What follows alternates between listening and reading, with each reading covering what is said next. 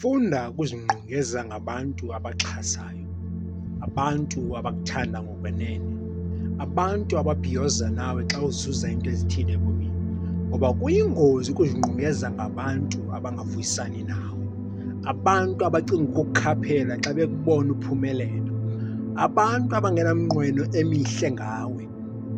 Kodwa xa uzingqongeze ngabantu abanemnqweno emihle ngobomi bakho, uyaphumelela kwiinto ezinintsi futhi uyakwazi ukufikelela kumanqanaba athile ebomini, ngokuba abantu ozingqongeze ngabo ngabantu abakholelwayo kuwe, ngabantu abakholelwayo kwinto oyenzayo, ngabantu abakholelwayo futhi kumbono wakho, ngabantu abangachasani nombono wakho.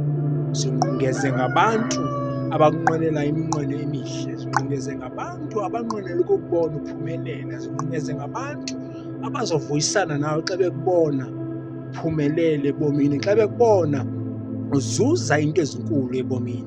Uninzi lwethu asikwazi ukuya phambili ebomini ngoba sizingqongeze ngabantu abanganamnqweno emihle ngathi, ngabantu abanqwenela uba siye kwantshabalala.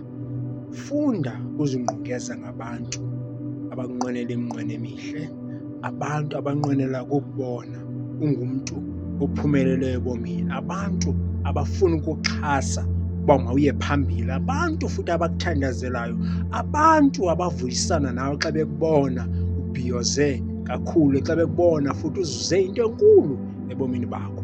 Abantu ezingqongeze ngabo ebomini bakho bayakwazi ukuveza uba uzofikelela na apho ufuna uya khona okanye uzawuphelela esithubeni. Makhe sifunde ukuba sizingqongeze ngabantu abaneminqweno emihle ngathi, abantu abasithanda ngokwenene, abantu abasixhasa ngokwenene, abantu abaneminqweno emihle ngathi nangamakamva ethu nangamasapho ethu njengoba siphila kulo mhlaba.